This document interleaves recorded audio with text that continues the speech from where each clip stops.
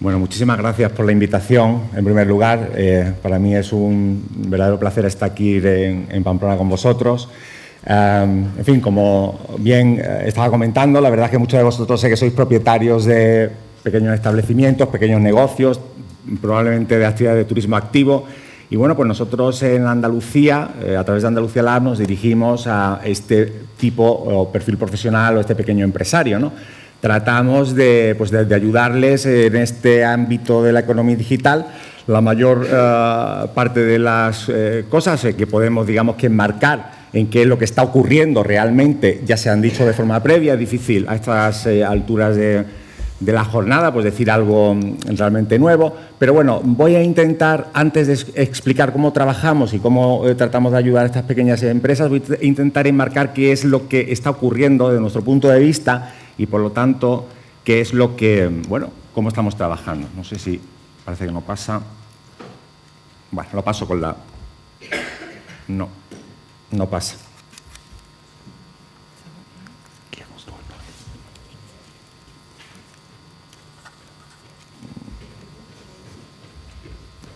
No se ha quedado bloqueado.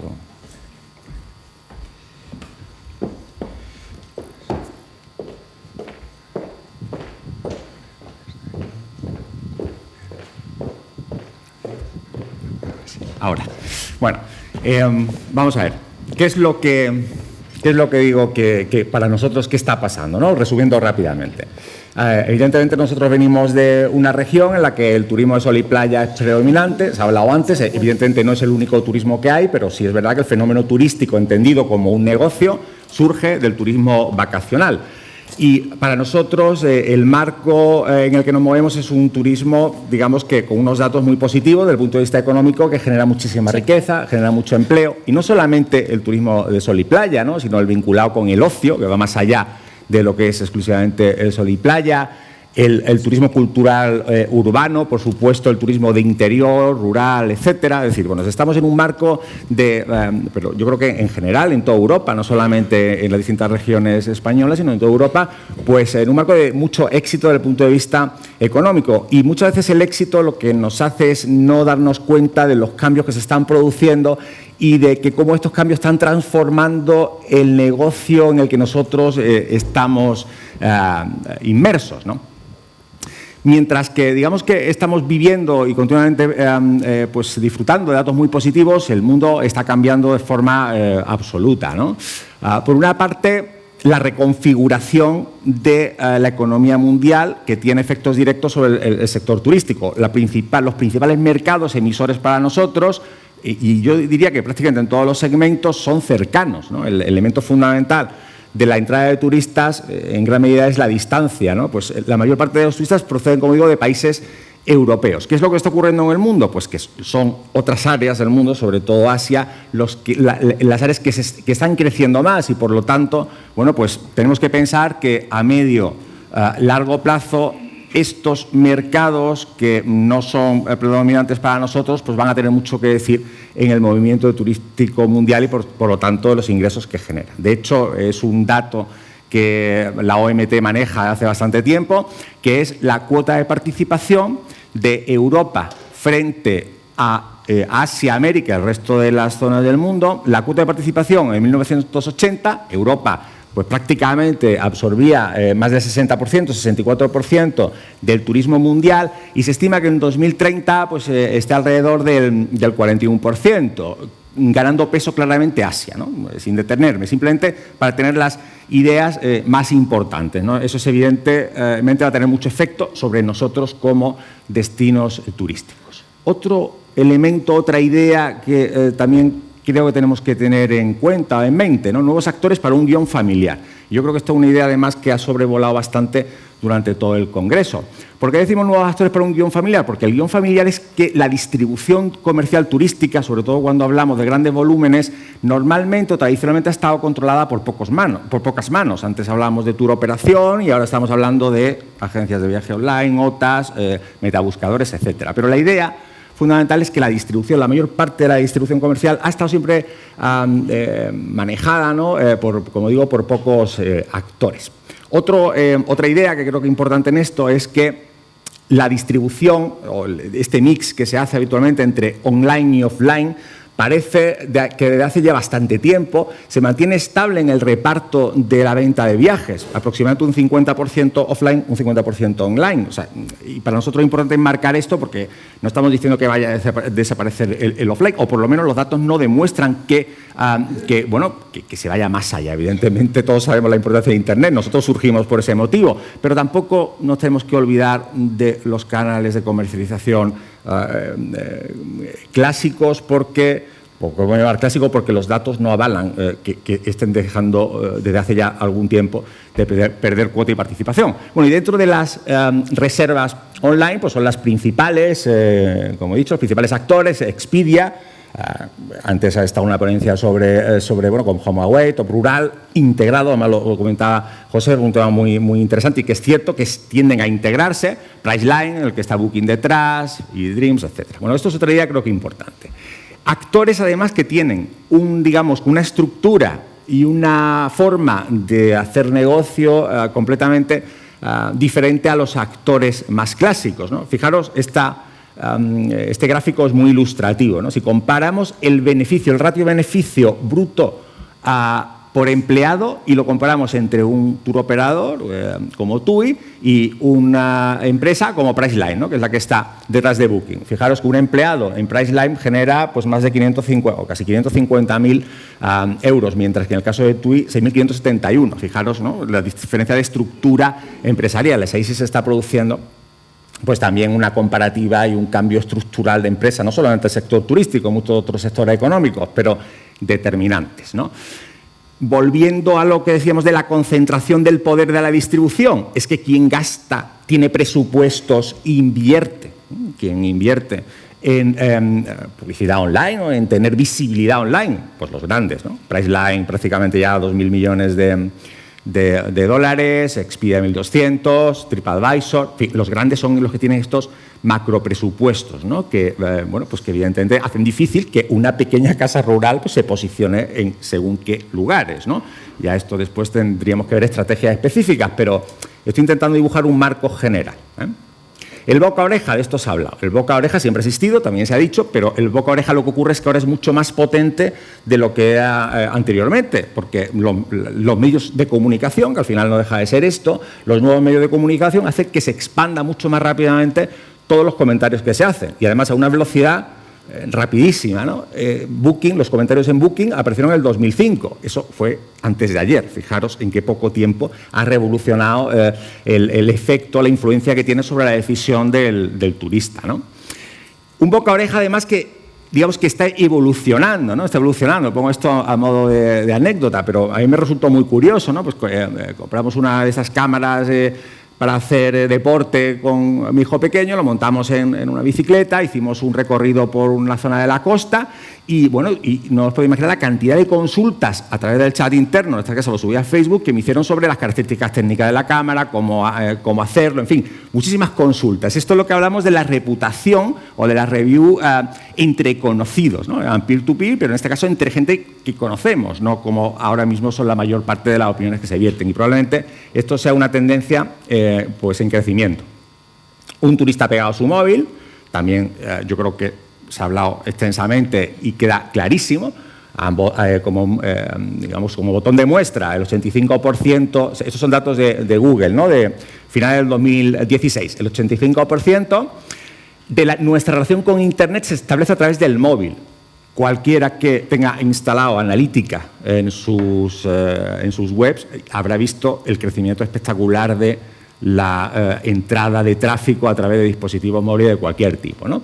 Tampoco entro en más detalles, pero por ir embarcando las ideas fundamentales. El consumo de vídeo se dispara, también se ha hablado, también ha habido varias ponencias sobre esto, y por lo tanto todo el marketing relacionado con el vídeo está cobrando importancia.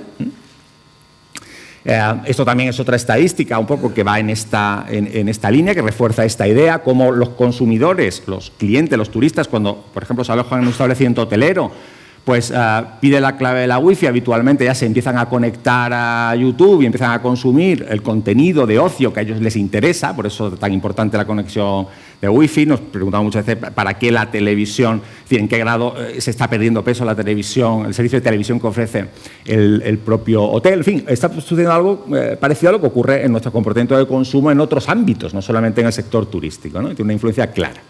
Nuevo modelo de negocio, por seguir enmarcando, nuevo modelo de negocio. Yo cuando hablo de Airbnb o el caso de Uber, en realidad son nuevos modelos de negocio, no es un cambio tecnológico. Las plataformas, los marketplaces, porque son marketplaces y existían hace mucho tiempo. Lo que ocurre es que el modelo de negocio ha podido prosperar por muchos motivos, ¿no? Primero porque llevamos el móvil en el bolsillo, con lo cual podemos conectar mucho más fácilmente entre el que tiene el recurso y el que quiere comprarlo de forma directa o una relación mucho más directa. Y bueno, pues todas estas plataformas se apoyan en todo esto y en lo que hemos hablado de la concentración del poder de la distribución también, en grandes presupuestos y grandes posibilidades para tener visibilidad, ¿no? y con unos crecimientos espectaculares.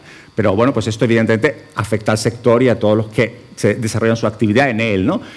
Genera oportunidades y amenazas, por supuesto, ¿no? Pero bueno, eso es otro tema. Pues en el caso de Uber, ¿no? Tal como digo, estamos hablando un poco de este cambio.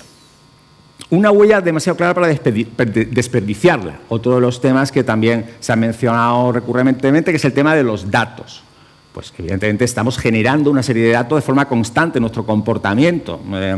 Si nosotros nos conectamos a la Wi-Fi y esa conexión la hacemos, por ejemplo, a través de un perfil social en Facebook, pues el rastro que estamos dejando ahí es espectacular. Y eso tiene una posibilidad de aprovechamiento desde el punto de vista de marketing pues enorme, ¿no? Y para un negocio local. Esto es un ejemplo, por ejemplo, claro para un negocio local cuando el cliente está aquí. Pues es una manera de ir creando una base de datos de nuestros clientes a través simplemente de la oferta esta que le hacemos del acceso Wi-Fi gratuito. Bueno, las grandes compañías esto lo tienen muy claro hace mucho tiempo y por lo tanto es en lo que están trabajando, en ir recopilando datos y sobre todo buscando mecanismos, medios, estrategias para aprovechar estos datos para lanzar un marketing mucho más eficaz, porque ya digamos que cada vez es menos efectivo un marketing que no vaya dirigido de forma específica y personalizada al usuario al que nos estamos dirigiendo con la propuesta de valor que quiere ese usuario. Bueno, esto es un ejemplo de una empresa que no sé si conocéis, pero que se llama Dara, pero que es una muestra de esto que estoy diciendo. Las grandes compañías del sector turístico a nivel mundial, transporte, alojamiento, etcétera, se ponen de acuerdo para compartir datos de forma anónima, lógicamente, y con todos estos datos agregados pues se crea una plataforma para generar campañas de marketing utilizando todos estos datos agregados. Como digo, es pues otro ejemplo de utilización real de datos. Las pymes también lo pueden o lo podemos utilizar, pero bueno, tenemos muchas dificultades, ¿no? Crear el contexto cada vez es más fácil y el contexto va en relación con la personalización. No voy a poner el vídeo, pero la idea es muy simple. Si yo estoy en Pamplona y a mí me gusta, pues, por ejemplo, el mountain bike y justo cuando yo estoy una prueba de mountain bike en la ciudad, pues lo ideal es que yo sepa que existe esta prueba, porque a mí me gusta el mountain bike. Entonces, eso es lo que hablamos de contextualizar. Cada vez es más fácil contextualizar esta experiencia del propio turista porque se tienen más datos del turista y lo que se hacen, sobre todo estas grandes compañías, es recopilar datos del turista, datos digamos que están en abierto pero que pueden enriquecer y contextualizar esta experiencia y eso es pues también una realidad clara, ¿no? Y después nuevas tendencias imparables de consumo, tendencias digamos que en el ámbito o en la línea que es lo que ocurre por ejemplo con la moda, tendencias que ocurren como es el turismo joven, pues seguimos con 50 años queriendo ser jóvenes, es decir, el atributo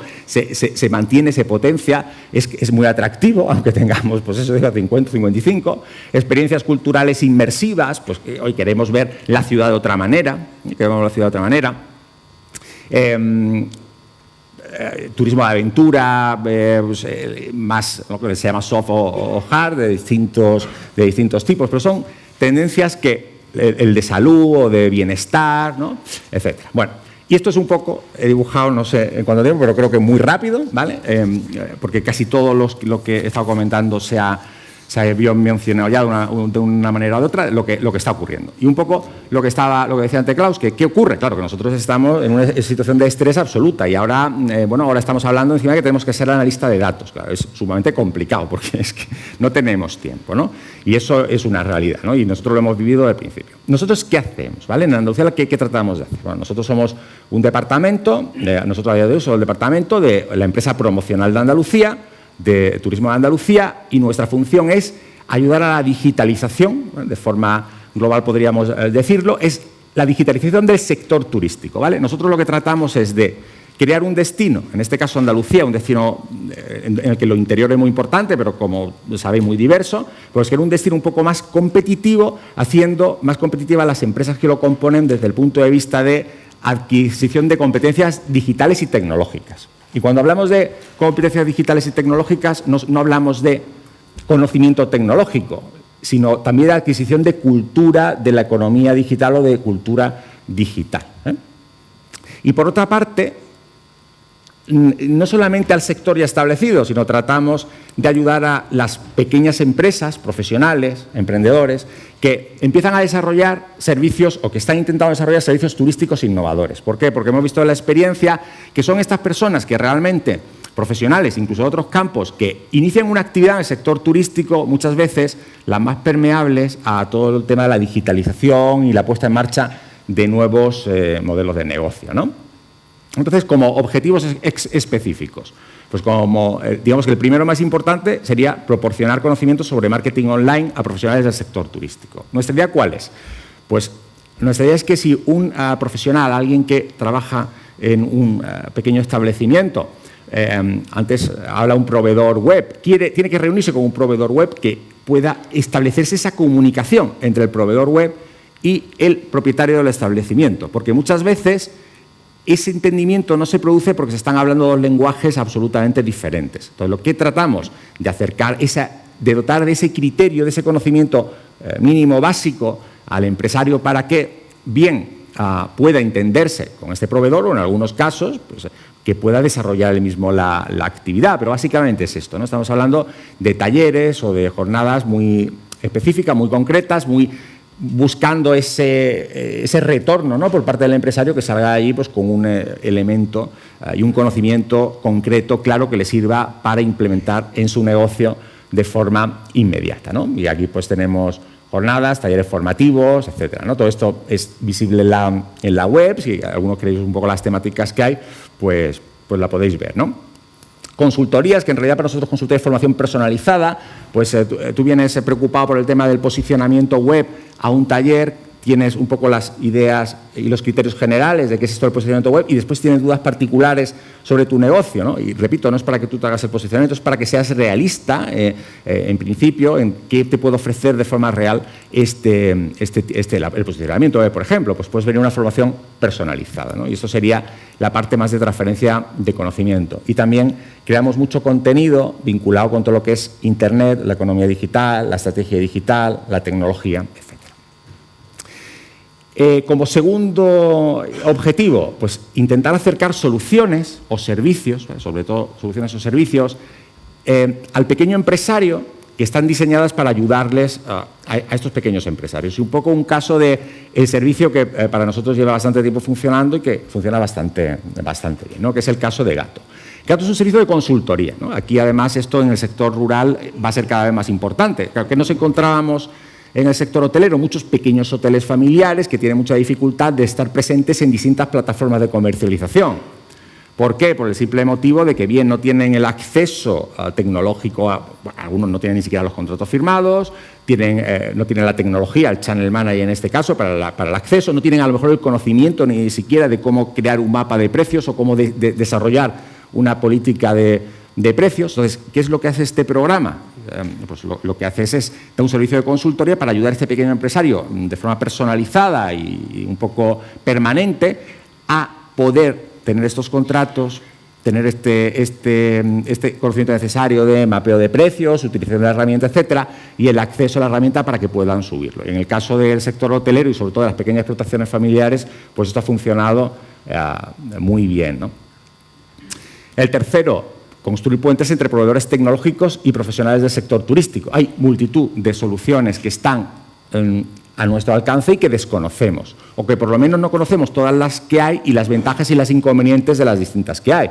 Un caso específico que ahora mismo en el ámbito alojativo es muy claro, es la posibilidad de abrir de forma sin necesidad de una llave o de una tarjeta una puerta, ¿no?, de un apartamento turístico o de una casa rural, o etcétera. Hay muchas posibilidades de solucionarlo técnicamente, ¿Qué hacemos? Les enseñamos las posibilidades. Pues, por ejemplo, hoy en día hay proveedores que son simplemente instalando, que cuando el cliente instala una aplicación, pues puede proceder a abrir la cerradura sin necesidad de hacer ningún cambio en la cerradura de la propia puerta, ¿no? Sino simplemente pues, haciendo un pequeño cambio en el marco, instalando un controlador a través de Bluetooth, una cosa relativamente sencilla. Bueno, pues, ¿qué hacemos? Construimos estos puentes, intentamos hacer llegar al sector estas posibilidades, a los profesionales estas posibilidades, y bueno, pues que ya después decidan si cumple sus necesidades o si no, ¿no?